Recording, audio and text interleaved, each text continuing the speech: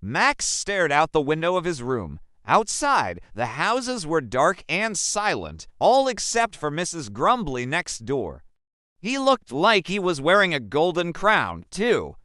Max had seen this parade before every night at midnight, a secret march of dinosaurs through the sleeping town.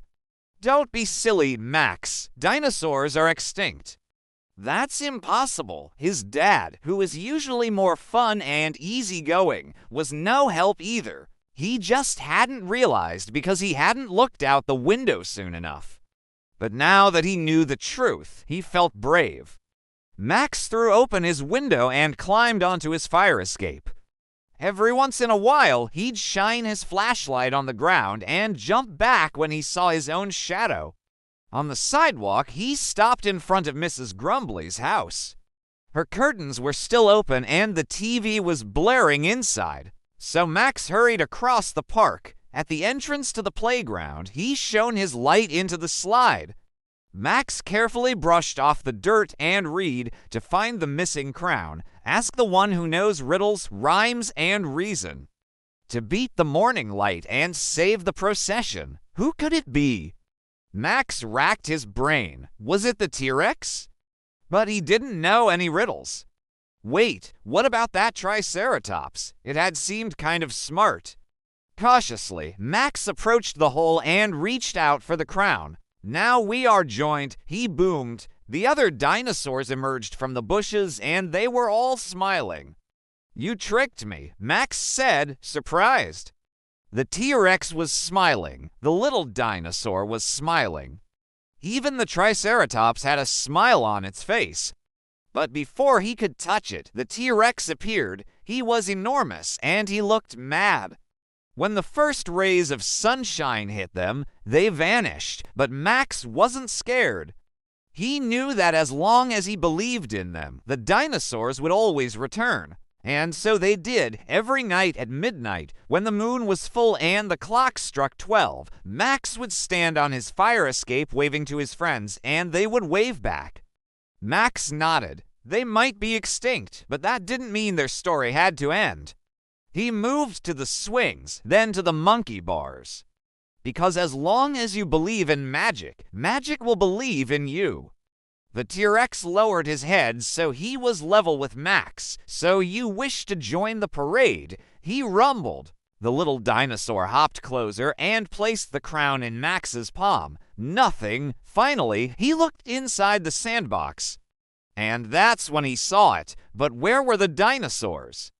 Max shone his light around the yard until he spotted a set of glowing footprints leading away from the house. Here, he said, holding out his hand. There was the Triceratops, along with the Diplodocus and the little dinosaur from before. Its eyes were drooping and it looked tired. Max took a deep breath and called out, "Excuse me, Mr. Triceratops, I need your help." The dino turned around slowly and rumbled. What is it you seek? Max knew this must be the one who loved riddles. Was it a needle? No, that wouldn't make sense. Incorrect. Try again. The Triceratops blinked slowly. Max racked his brain. Time was running out. What could it be? It was warm and heavy, and there was a strange symbol on the front. The Triceratops rumbled again. To win my trust, you must answer right. A riddle I will put to the test. It took a step back and roared. What has an eye but cannot see? Whoever had made the footprints hadn't been very neat. Max thought quickly. Was it a hurricane? No, that was crazy. Then he remembered. He'd seen it earlier. He just hadn't realized what it was. Is it a potato? He asked. The Triceratops shook his head. Max recognized it from earlier. It was the same as the one on the T-Rex's collar. But then he remembered the golden crown. What if it wasn't an object at all? What if it was something abstract? Something like wisdom? Wisdom, it rumbled. That is correct. It stepped aside, revealing a hole in the bushes. Inside, the little dinosaur was waiting, and in its mouth was a golden crown. Where did they go? Had he lost them? But then he saw it. The other dinosaurs followed in orderly fashion, their silhouettes crisp against the flashes of lightning. I'm sure it was just a dream. Son, now go get some sleep. Just then, he remembered the flashlight his dad kept by the back door.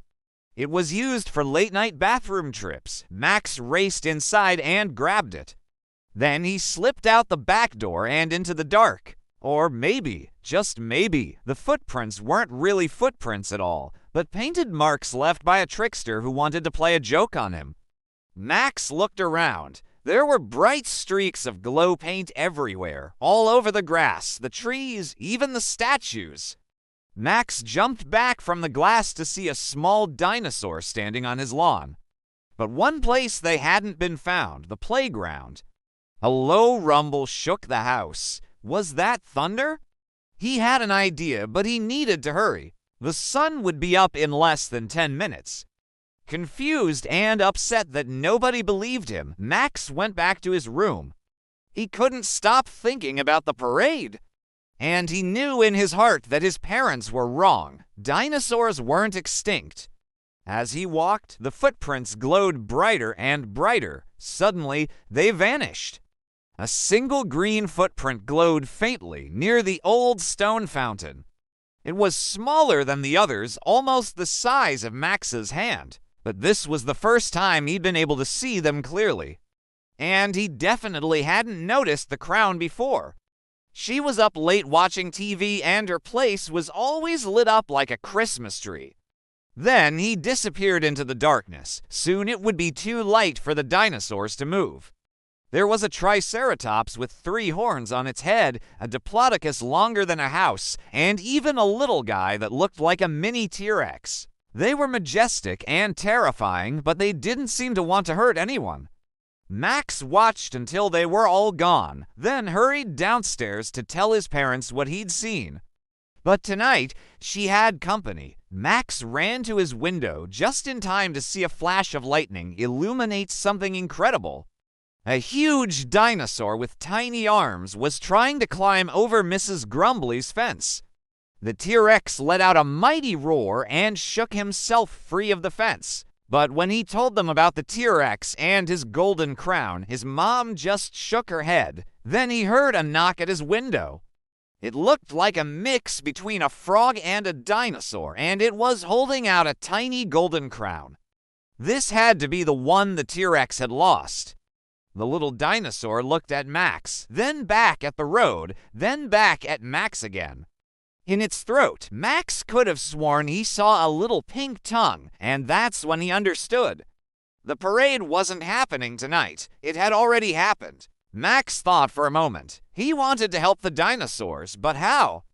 Following the path the dinosaurs had taken, Max walked down the street. He followed them down the street and into the park, where the trees were tall and spooky in the moonlight. Cautiously, Max approached the fountain. Maybe the little dinosaur was hiding here. Maybe whoever was behind all this wanted him to look here. There, hidden under a pile of sand, was a note written on a piece of bark. Max raced to the edge of the park where he'd last seen the dinosaurs. "I'm looking for the missing golden crown," he replied. As he searched for an answer, the sun began to rise. It must have been watching Max the whole time. Very well, the T-Rex said. He picked up the crown and placed it on Max's head. Together, they all paraded through the streets, their silhouettes dancing in the morning light.